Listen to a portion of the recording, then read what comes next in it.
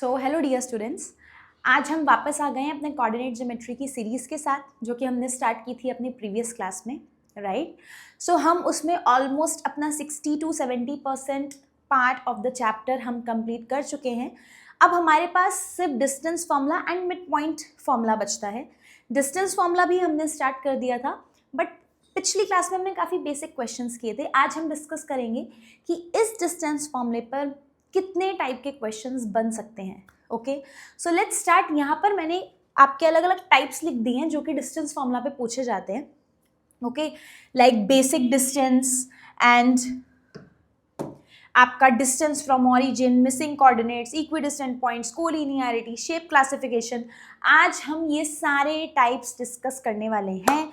Okay, along with that हमारे पास question इस type से भी आ सकता है कि वो मुझे एक पॉइंट देगा और बोलेगा इस पॉइंट का डिस्टेंस निकालो टू द एक्स एक्सिस।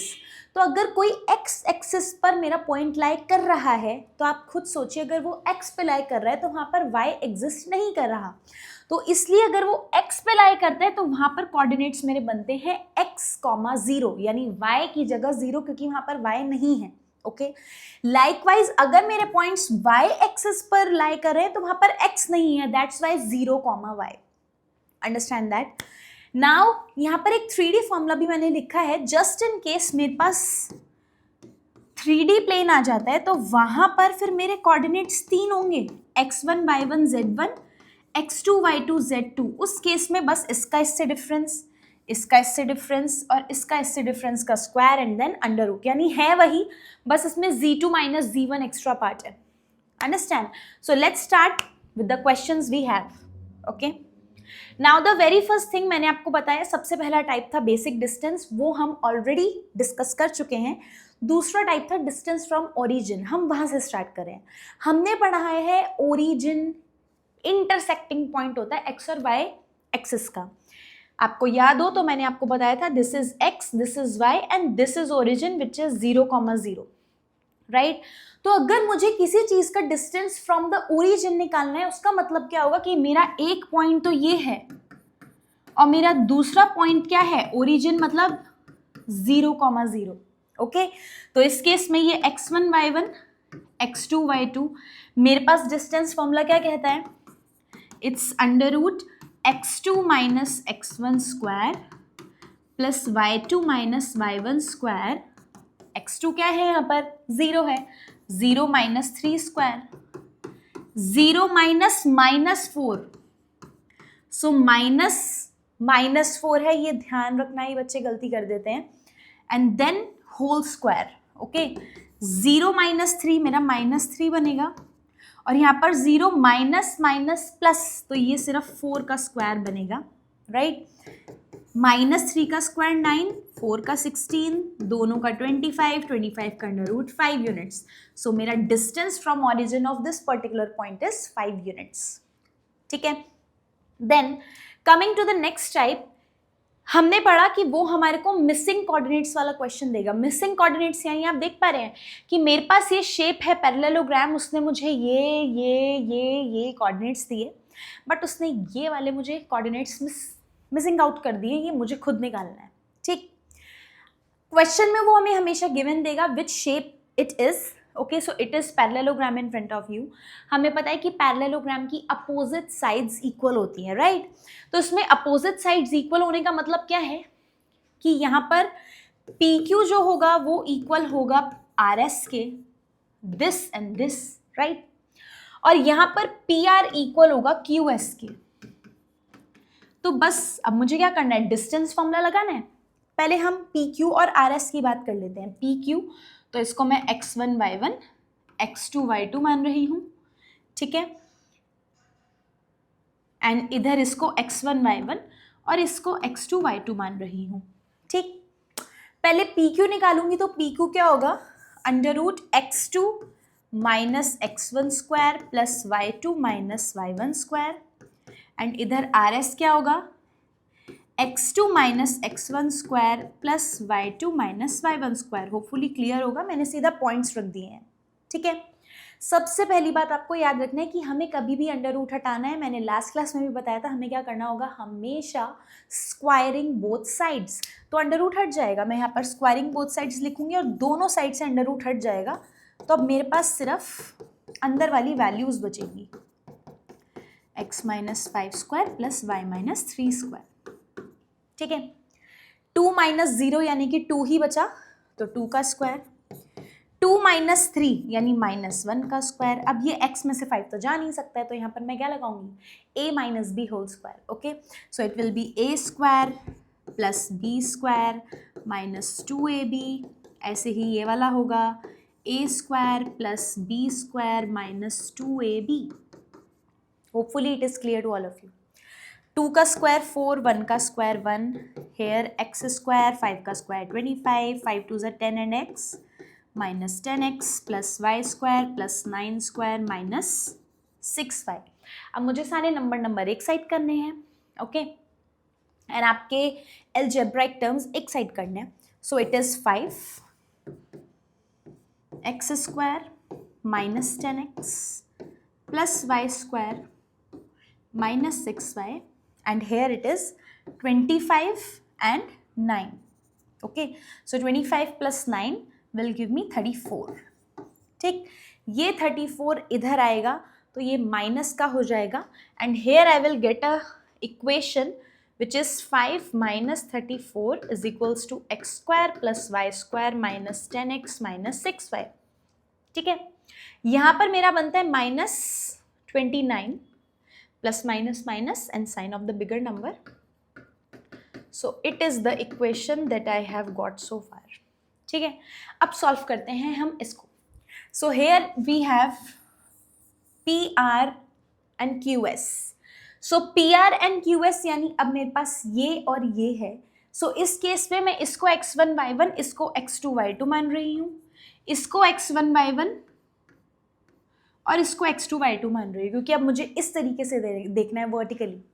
सो यहाँ पर PR के लिए क्या होगा, x2 minus x1 square plus y2 minus y1 square is equals to QS के लिए x2 minus x1 square plus y2 minus y1 square.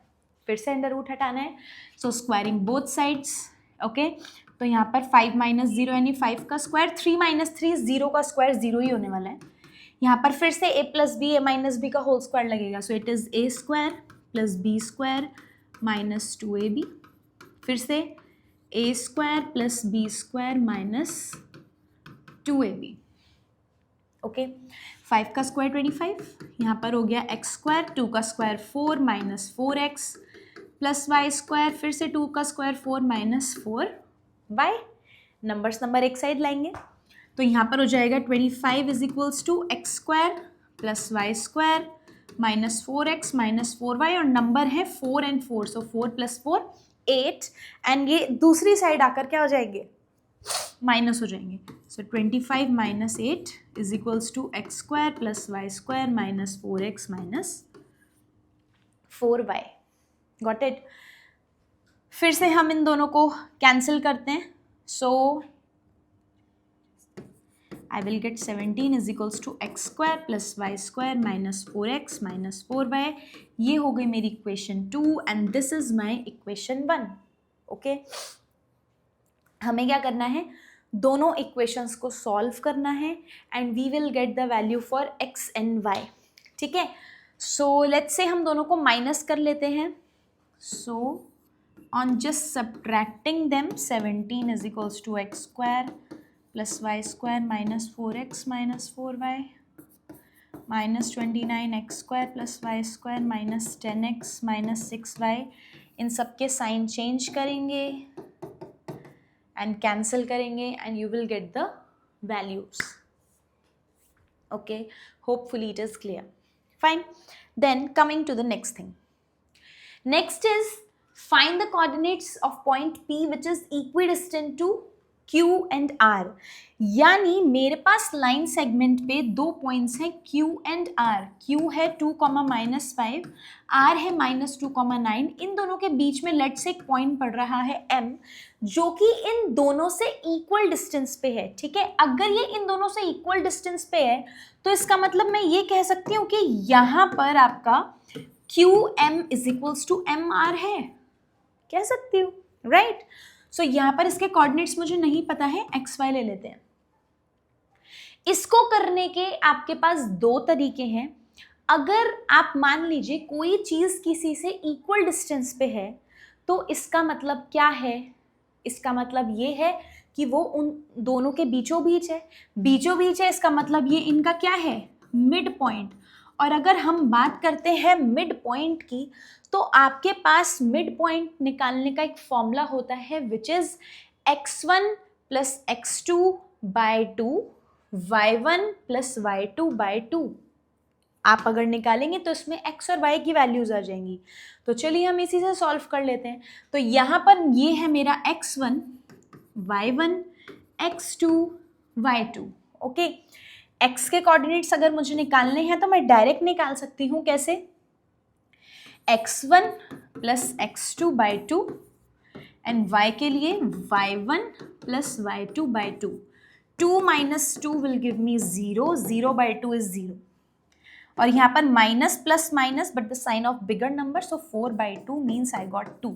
तो मेरे कोऑर्डिनेट्स क्या निकले, 0, 2. एक तरीका है ये, ठीक है.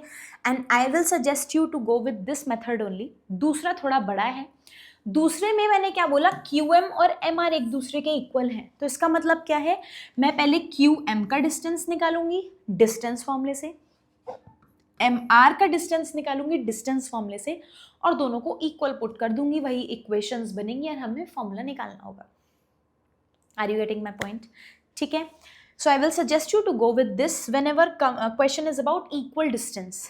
ठीक, अब हम आते हैं नेक्स्ट पार्ट पे.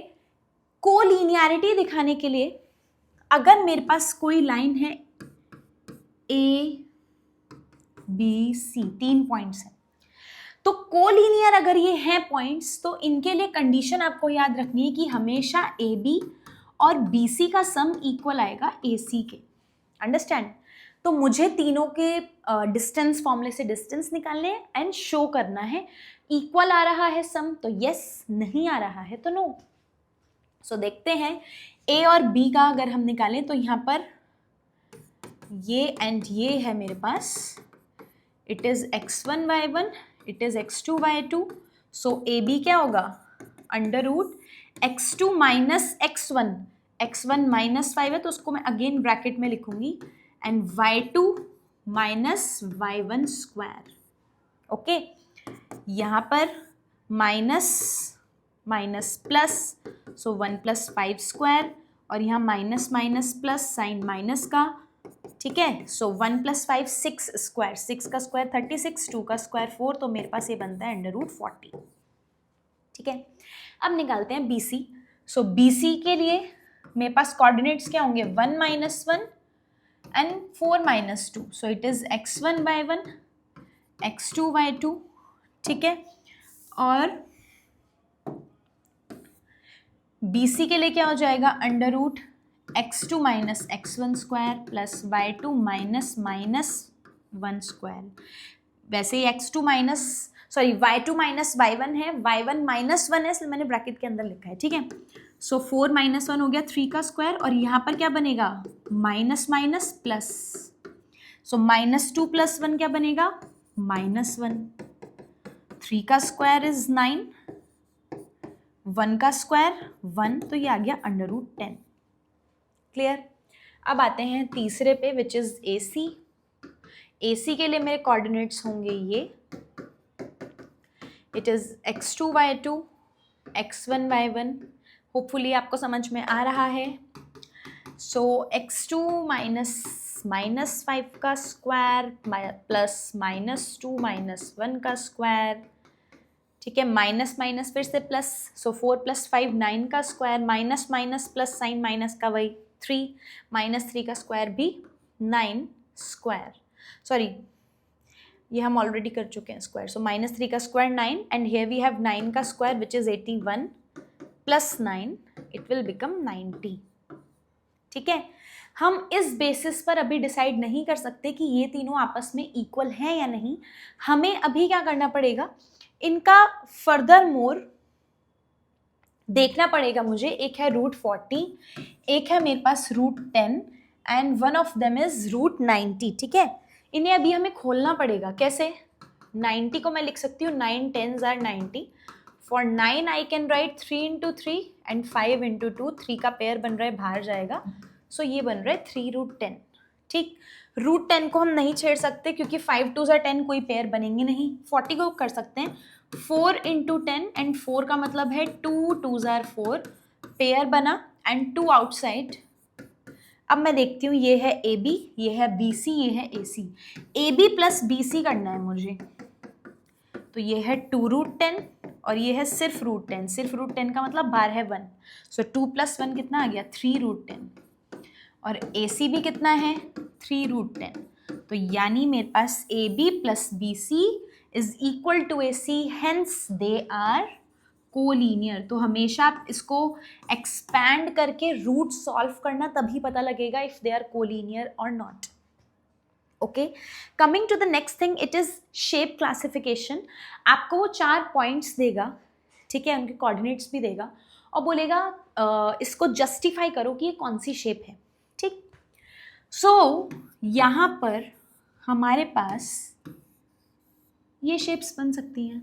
ठीक, अगर मेरी चारों साइड इक्वल आती है तो मेरे पास 2 केसेस हो सकते हैं. या तो वो स्क्वायर हो सकता है या फिर वो रोम्बस हो सकता है. ठीक है, कब? When all sides are equal. अगर सिर्फ अपोजिट साइड्स इक्वल हैं तब भी मेरे पास 2 केसेस बन सकते हैं. Either ways it is rectangle और पैरेललोग्राम. और इसमें मेरे पास 3 केसेस बन सकते हैं. मेरे पास तीनों साइड इक्वल है, मेरे पास 2 साइड इक्वल है और मेरे पास एक भी साइड इक्वल नहीं है, तीनों डिफरेंट है. ठीक, स्क्वायर के लिए क्या होगा, सारी साइड्स इक्वल होंगी. सारी साइड्स इक्वल होंगी दोनों में ही. तो मुझे कैसे पता चलेगा स्क्वायर है या रोम्बस है? तो मुझे निकालने पड़ेंगे इनके diagonals. Like for example if it is ABCD, मुझे निकालना पड़ेगा AC और BD. तो अगर मेरे डायगोनल्स भी इक्वल हैं तो ये स्क्वायर है, और अगर मेरे डायगोनल्स इक्वल नहीं है तो ये रोम्बस है.